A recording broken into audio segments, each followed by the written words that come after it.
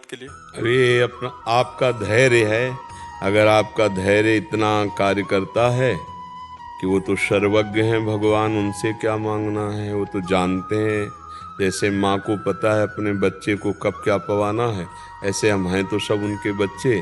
वो सर्वज्ञ हैं, वो सर्वशक्तिमान हैं, उनसे क्या मांगना, वो जानते हैं सब, समय पर जैसा कर दें। और अगर इतना धैर्य नहीं है तो फिर हमें मांग लेना चाहिए। दूसरे से मांगने से पूर्ति नहीं होने वाली, तो भगवान से। भगवान ने 4 प्रकार के भक्त बताए। एक बताया आर्त, जो अपने कष्ट निवारण के लिए भगवान का भजन करते हैं। एक अर्थार्थी, जो भगवान से संपत्ति चाहते हैं। और एक जिज्ञासु, जो भगवान को जानना चाहते हैं। और एक ज्ञानी, जो भगवान को जान चुके हैं, जो भगवान को प्राप्त कर चुके हैं। तो किसी भी तरह से यदि हम भगवान से जुड़ते हैं तो हमें लाभ तो मिलता है, जैसे संकट निवृत्ति है या अर्थ प्राप्ति है। पर उससे एक परम लाभ ये मिलता है कि धीरे धीरे भगवान से हमारा संबंध दृढ़ होने लगता है, भाव जुड़ने लगता है। तो फिर आगे चलकर एक कामनाएं हट जाती है और भगवत प्रेम हो जाता है, भगवत भक्ति हो जाती है। इसलिए मांगना चाहिए तो सिर्फ भगवान से मांगना चाहिए। और अगर इतना धैर्य है, इतना विवेक है कि भगवान तो सर्वज्ञ, उनसे क्या मांगना, तो फिर इंतजार करो, धैर्य करो, मत मांगो। लेकिन अगर धैर्य नहीं है तो फिर हमें मांग लेना चाहिए प्रभु से। पर मांग तभी पूरी होगी जब आपका भजन होगा, ये भी ध्यान रखो। अगर भजन नहीं है तो फिर मांग भी पूरी नहीं। आप सोचो मैं मंदिर चला गया, भगवान से कह के आया हूँ, तो ऐसे नहीं सुना जाता। भगवान भी आपकी बात तभी सुनेंगे जब आप भगवान के प्रति भाव रखते हो, आपके पास भजन है। क्योंकि आप सकामता लिए हो, आपको अपनी कामना पूर्ति करानी। तो जैसे बाजार में आपको जाना है ना, और जौहरी के यहाँ से हीरे का माला लेना है, हार लेना है, तो आपके पास दाम होना चाहिए। ऐसे कामना की पूर्ति के लिए जितेंद्रियता, पवित्रता, तपस्या, भजन, ये होना चाहिए।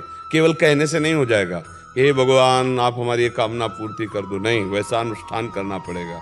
शास्त्रों में जैसे आता है कि भगवान ब्रह्मा जी ने करदम जी को आदेश किया कि तुम सृष्टि को बढ़ाओ। तो उन्होंने कहा सृष्टि बढ़ाने के लिए पत्नी की आवश्यकता है, अब मेरे योग्य पत्नी चाहिए। तो उन्होंने फिर भगवान नारायण का भजन किया, 10,000 वर्ष तक भजन किया। भगवान प्रकट हुए गरुड़ पर विराजमान होकर। भागवत में चरित्र है, कपिलोपाख्यान में आप पढ़ो। श्री कपिल जी महाराज करुणा करके करदम जी के यहाँ स्वयं प्रकट हुए, भगवान के अवतार हैं। तो जब भगवान नारायण प्रकट हुए तो उनका क्या चाहते हो, तो उनका पत्नी। तो आंसू गिर पड़े। तो बिंदुसर वहाँ बना हुआ है कि मेरे साक्षात दर्शन करके और आकांक्षता। उन्होंने कहा आदि सम्राट महाराज मनु की पुत्री देवहूति जी परसों आएंगी और वो आपको पति रूप में वरण करेंगे। और आप उन्हीं के यहाँ फिर भगवान अपनी तरफ से उनको परम कल्याण प्रदान करने के लिए कपिल के रूप में आए। कपिल भगवान ने उनको उपदेश करके माया मुक्त करके भगवत स्वरूप में स्थित किया।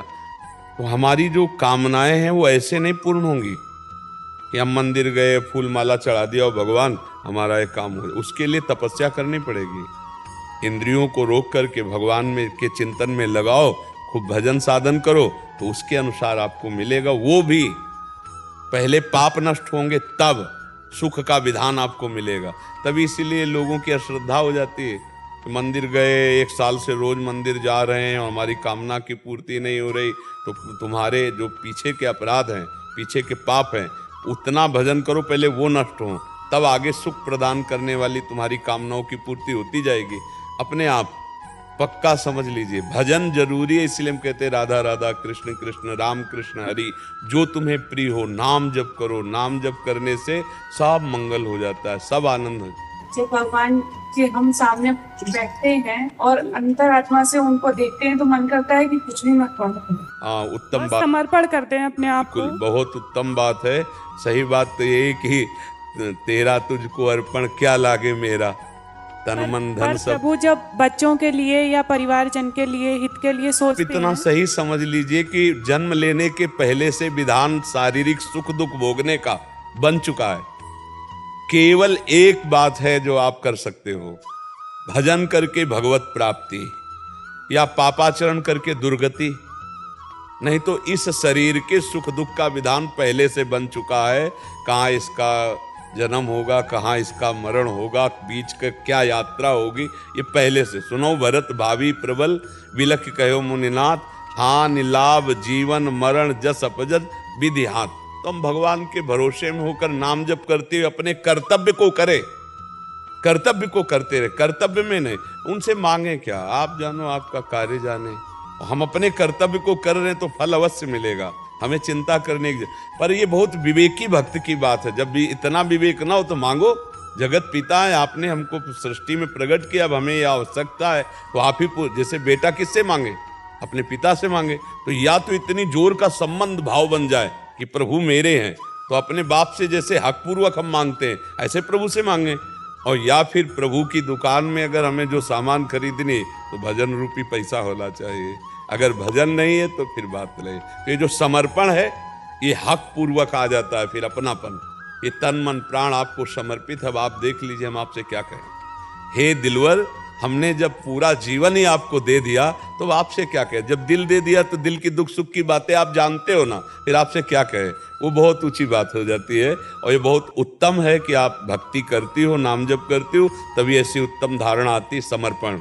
ये आत्मसमर्पण नौधा भक्ति, श्रवणम कीर्तनम स्मरणम विष्णुपाद सेवनम अर्चनम वंदनम दास्यम सख्य आत्मनिवेदनम। इसे आत्मनिवेदन नवी भक्ति कहते हैं कि अब चाहे दुख मिले चाहे सुख मिले आपसे क्या मांगना, ये तन ये मन ये प्राण सब आपका, हे नाथ आप देख लीजिए। ये बहुत अच्छी बात है, पर ये इस पे टिके रहना बड़ा कठिन बात है।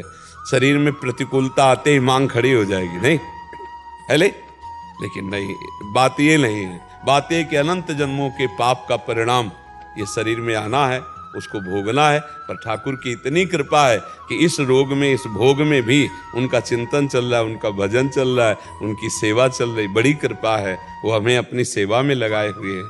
तो समर्पण में जो आनंद है वो मांगने जांचने में तो है नहीं। पर फिर मांगे तो किससे मांगे। अगर जिसकी मांगने की इच्छा हो तो हम बार बार प्रार्थना करते हैं, केवल प्रभु से मांगो, दाता से मांगे जो सबके दाता है, भगवान श्री हरि से मांगे, प्रभु से मांगे। महाराज जी, अपने जीवन की विषम परिस्थितियों में स्थिर कैसे रहें।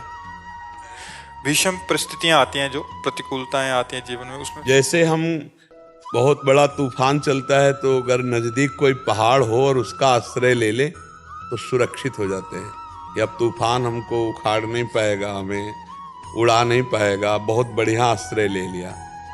तो हर परिस्थिति में वही टिक सकता है जिसने देह की, प्राणों की, संबंधियों की ममता प्रभु के चरणों में बांध दिया है। हमारी बात को समझना, प्रभु के चरण ऐसे हैं कि उनको कोई उखाड़ नहीं सकता। प्रभु के चरण क्या, प्रभु का जिसने आश्रय ले लिया उस भक्त के चरण नहीं उखाड़ पाए।